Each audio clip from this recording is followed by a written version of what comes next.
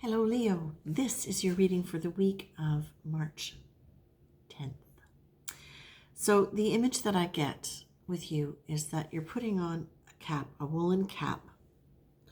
They would call it a cheese cutter cap. And you've got a woolen jacket pulled up over your jaw, and your hands are in your pocket like this. Your head is slightly down, and you're walking into the forest. It's obviously based on how you're dressed, cold. But it's not freezing. It feels like it's autumn, actually, not so much winter as autumn.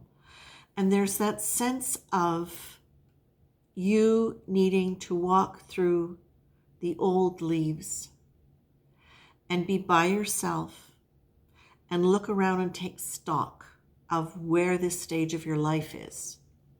Because it feels to me the fact that it's autumn indicates to me that there are it's a time of letting go. It's a time of letting things go. It's a time of things dying out. And it's understanding your place in that and how you want to deal with that. Now, it could be a stage of life. It could be a relationship that you're dealing with. But whatever it is, the energy is, I need to be alone here to evaluate quietly what I want to do now and how I wish to do it. And the energy of the cards that's coming up here, the first card that I get is surrender or giving up. And that kind of goes along with that feeling that I'm getting as you're walking through the woods. But I want to discuss the words surrender and giving up. Because giving up can mean giving up can mean staying in a situation that is too much for you, but just not bothering to do anything about it because you don't have the energy or because you don't have the mental stamina or the courage, even the emotional courage to address what needs to be addressed. So you just let things go on. Surrender is not passive and it's not giving up. Surrender means looking at the situation as it is and letting it be. Not letting it be as in, I'm surrendering into this situation that's crap for me and I'm just going to let it be. It's letting it be without resisting the reality of what it is and identifying whether or not it's time to take action or not. Surrender is not passive. Surrender is staying engaged with the situation, letting it play itself out, staying aware of where you are in it and when it's appropriate for you to act. And when it's appropriate for you to act according to what is in alignment with you, with your highest good, with your truest heart. Now, Leos, we know that you have been carers of people and that you have had a tendency to often not have strong boundaries in terms of making sure that you gave yourself as much attention as you gave other people. The unfortunate thing about that is, even though it can feel good for a long time or feel right for a long time, it is because it was not putting yourself in equal position to everybody else. It created or has the potential to have created some kinds of resentment and some sense of powerlessness almost in there, which it's ironic because often we do those things, we become caretakers as a way of feeling powerful. Consciously or unconsciously, it puts us in control of situations when we can take care of stuff. So what you're being asked to do here is, number one, be aware where you feel a sense of betrayal, because betrayal usually comes or often comes from situations where we have not had boundaries that are in good place, or we perceive somebody setting a boundary as a betrayal. Either way, it is something that whenever we feel betrayed, whenever we feel a strong emotion, it behooves us to stand back and say, what was my role in that? How did I help create that? Or what were the components that went there?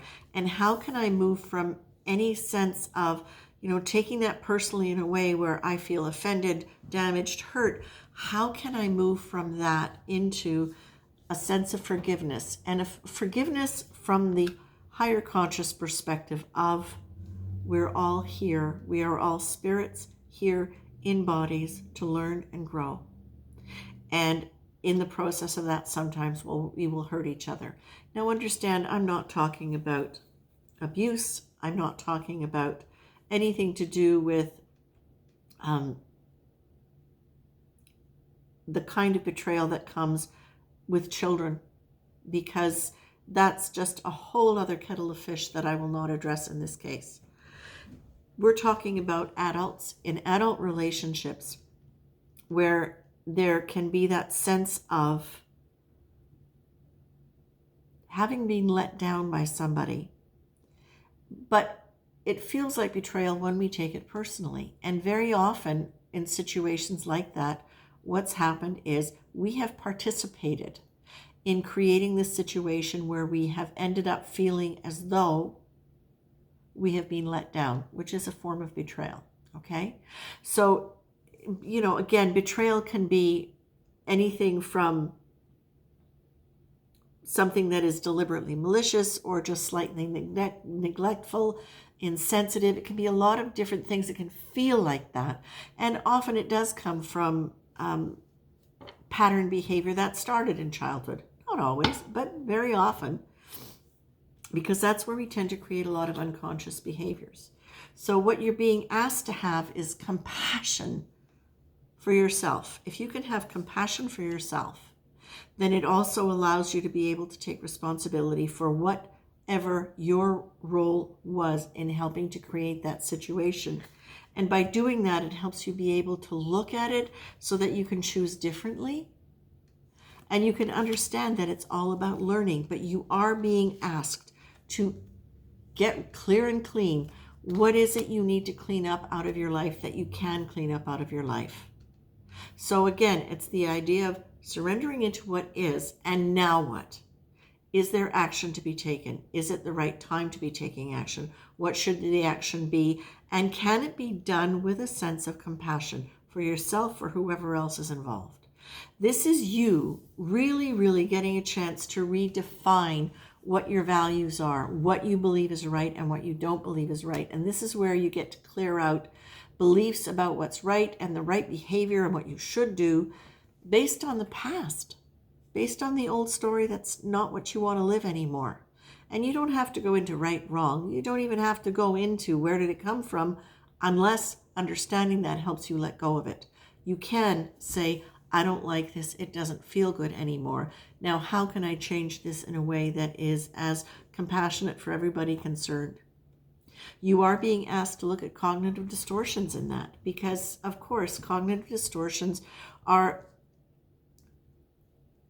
statements that represent basically an untruth or an inaccuracy.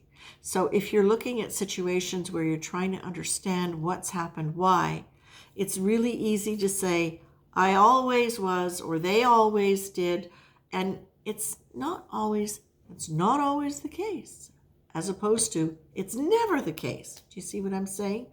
So look for what your cognitive distortions are around anything that is giving you grief, because ironically enough, that can give you a sense of relief and break open the situation in a way where you can surrender into the reality of what is and make choices. You're also being asked to breathe, which goes along with that beautiful sense of you walking through the forest and taking time and being quiet. You're also it's being suggested to, in the process of all of this, it's so easy to get angry, to be hurt, because all that frustration has been building up around many situations. So whoever's getting it now, whoever you're dealing with now in your life, understand this has been an energy that's been building in you probably for a long time in your life towards other people. Again, this is not all Leos. This is for whom this resonates. But if this has been building up for a long time, you know what it's like. It can spill out on people where you don't mean it to spill out on. One person can get something that 5 other people should have gotten. So you're being asked to really look at what the cognitive distortions are around situations where you feel like you might want to rip somebody's head off.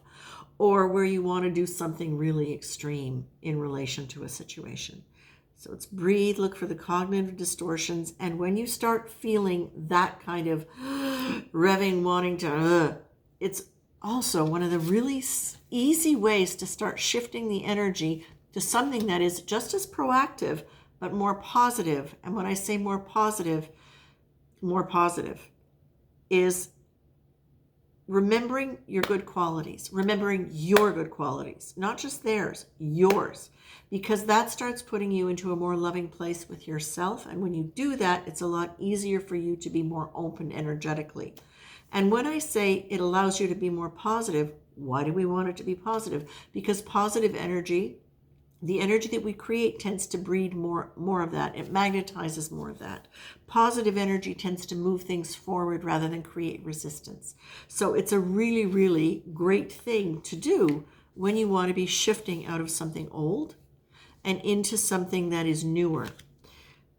Play, consider play, look at play. For those of you who are tired, and I suspect a lot of you are quite tired, and you know, one of the reasons you are so tired is because you've lived on this adrenaline of taking care of people for so long.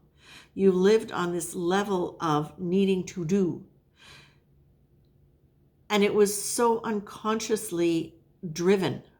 Now, as you're starting to let go of that, the fatigue of having held that all those years is coming out.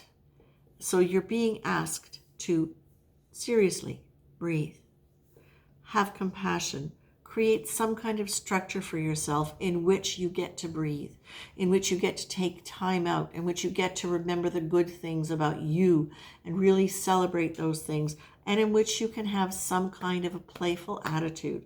A playful attitude, it's spontaneous.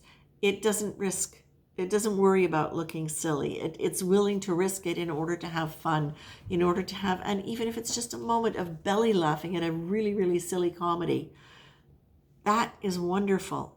Let yourself be silly. That's also another really good energy to have as you're maneuvering through this. So forgiveness, compassion, remembering that you have choice, positive energy about yourself, be willing to get rid of things that don't serve you, create a structure in which you can experience these good qualities, compassion and play. And that is it, my lovely Leos. Take care.